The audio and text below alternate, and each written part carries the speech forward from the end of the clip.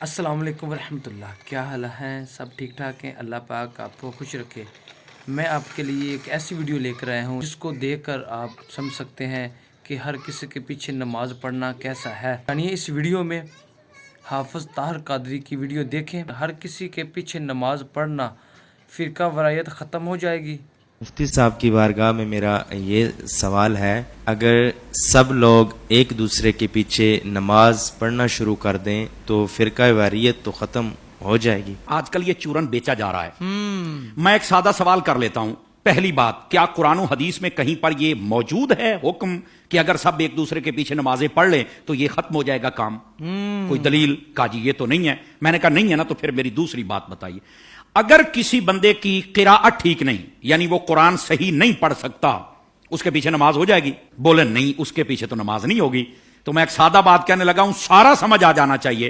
جس کا قرآن ٹھیک نہیں ہے، جب اس کے پیچھے نماز نہیں ہوتی، تو جس کا ایمان ٹھیک نہیں ہے اس کے پیچھے ہماری نماز کیسے ہو جائے گی؟ کیا کہنے علامہ صاحب۔ بات دراصل یہ نہیں کہ کس کے پیچھے نماز پڑھنی، بات یہ کہ جو مصلی پر کھڑا ہے نا، آپ نے دیکھنا اس کا عقیدہ بھی درست ہے کہ نہیں ہے۔ جی جی جی جی جی میں آپ کو اس سے بھی ایک سادہ مثال دے دیتا ہوں۔ دیکھیے، ہم پیچھے کھڑے ہیں، ہم نے کہا پیچھے سے امام کے اللہ اکبر، بھائی جو مصلی پہ کھڑا ہے حضرت، وہ بھی تو دیکھو نا، یہ کس امام کے پیچھے ہے؟ آیا کہ یزید کو امام کہنے والا ہے یا حسین کو امام کہنے والا ہے؟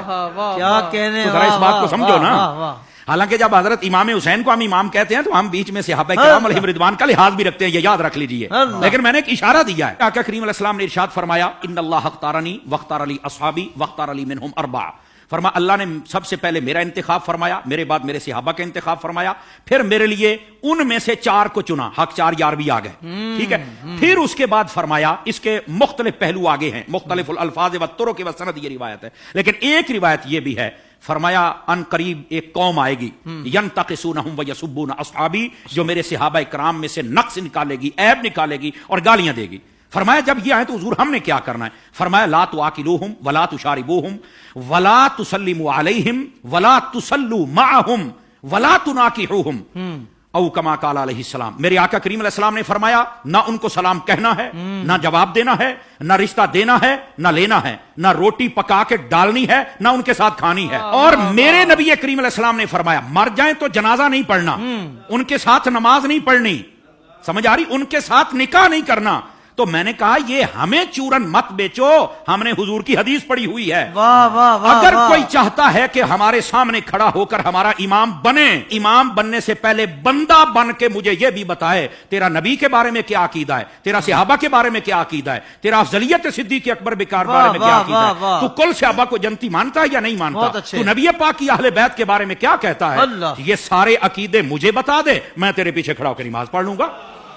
کیا کہنے، کیا کہنے۔ ویسے یہ جو نمازوں کا شوق ہے نا، میں صرف اتنی بات بتا دوں بھائی جان، یہ ترمذی شریف میں روایت موجود ہے۔ ایسی روایات جب آتی ہیں تو پھر بیٹھ جاتے ہیں کیڑے مکوڑے، یتیم العلم یزید الفکر، وہ بیٹھ کے کہتے ہیں کہ نہیں یہ یوں نہیں، یہ یوں نہیں، یہ ٹھیک نہیں۔ میں نے کہا حضرت جب آپ کی اصل ہی ٹھیک نہیں تو آپ کو یہ بات کیسے سمجھ آئے گی؟ نبی پاک علیہ السلام تشریف فرما ہے، ایک شخص آ گیا، اس نے کہا حضور فلاں شخص فوت ہو گیا، جنازہ پڑھانا۔ فرمایا ہم نے نہیں پڑھانا اس کا، حالانکہ مشکات شریف پڑھ لو، حضور نے فرمایا جب کوئی فوت ہو جائے مجھے بتا کرو، جنازے میں پڑھاؤں گا۔ جی آپ اس بات کا اظہار فرمایا کرتے تھے کہ جنازہ میں نے پڑھانا، میں نے مفہوماً و مختصراً بات سنائی ہے، اس کا جنازہ کیوں نہیں پڑھا؟ جب سوال پوچھا گیا تو آقا کریم علیہ السلام نے فرمایا، انہ کان یبغض عثمان ابن عفان، یہ میرے عثمان سے بغض رکھتا ہے۔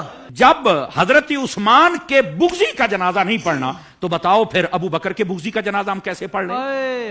بتائیے کیسے ہم ان کے پیچھے نمازیں پڑھ لیں اور ان کے آگے کھڑے ہو کر ان کے جنازے پڑھائیں اور ان کے ساتھ ہم پیار کی پینگیں چڑھائیں اور ہم ان کو جفیاں ڈالیں؟ بھائی ان سب کو سمجھنا چاہیے، یہ ڈائریکشن ہے سیدھی سیدھی سڑک، یہ شفاعت نگر کی ہے، اس سڑک پر آ جائیں جس کا نام راستہ اہل سنت ہے، ہم تمہارے پیچھے کھڑے ہو کر نمازیں پڑھنے کے لیے تیار ہیں۔ تو جب عقیدہ ہی واضح نہیں ہے تو آڈی پنجابی کہندے نے ویکھ کے زہر تو کوئی نہیں پیندا۔ حضور شاہ صاحب ہماری پنجابی ویکھ کے زہر تو کوئی نہیں پیندا، تو پھر ہم تو نہیں پی سکتے۔ ویسے اگر کسی کو زیادہ شوق ہو نا، بس نہیں وہ قرآن پڑھتے ہیں تو چھوڑو جی چھوڑو، داڑھی بھی ہے تو چھوڑو جی چھوڑو، مصلی پہ ہے، تو میں نے کہا آبا صبا صب اللہ کی تفسیر اٹھا کے دیکھ لے، یہ تیرا شوق بھی پورا ہو جائے گا۔ حضرت حافظ صاحب، ہوا یہ کہ حضرت فاروق اعظم کا زمانہ اقدس سے ایک قریب محلے میں امام آ گیا، اس کو نماز کے لیے ہر نماز کے اندر جب وہ قرات کرتا ہے تو آبا صبا طولہ پڑھتا ہے۔ لوگوں نے کہا بھی اور قرآن نہیں آتا؟ کہتا آتا ہے۔ تو یہ کیوں پڑھتا ہے؟ کہتا مزہ آتا ہے۔ اچھا انہوں نے کہا ذرا حضرت فاروق اعظم کی خدمت میں لے کے چلے. حضرت فاروق اعظم کو بتا آپ نے طلب فرما لیا, واقعہ لمبا ہے, آپ نے طلب فرما لیا.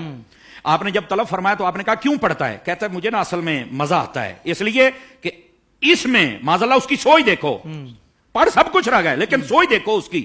اس نے کہا جی بات یہ ہے کہ اللہ نے اپنے حبیب کو یہاں جھڑکی پلائی ہے تو مجھے بڑا مزہ آتا ہے. استغفر اللہ استغفر اللہ. یہ خارجیانہ سوچ تھی, سمجھ آ رہی ہے میری بات کی؟ یہ توہین کی سوچ تھی. یہ کامل و اکمل لوگوں کا یہ شیوہ ہی نہیں ہوتا. اور ایسی جو ہمارے سامنے مثالیں ہوتی ہیں نا, وہ ہمیں سمجھنے کے لیے مثالیں ہوتی ہیں, اور پھر ایسے لوگوں کا حشر کیا وہ بھی سننا ذرا. ٹھیک ہے, حضرت فاروق اعظم نے اچھا تجھے مزہ آتا ہے؟ کہا بالکل. آپ نے تلوار منگائی اور 2 ٹکڑے کر دیے اس کے. آپ نے فرمایا ودوحا پڑھ کے تجھے مزہ نہیں آتا؟ وما ارسلناک الا رحمۃ للعالمین پڑھ کے تجھے مزہ نہیں آتا؟ انا اعطیناک الکوثر پڑھ کے مزہ نہیں آتا؟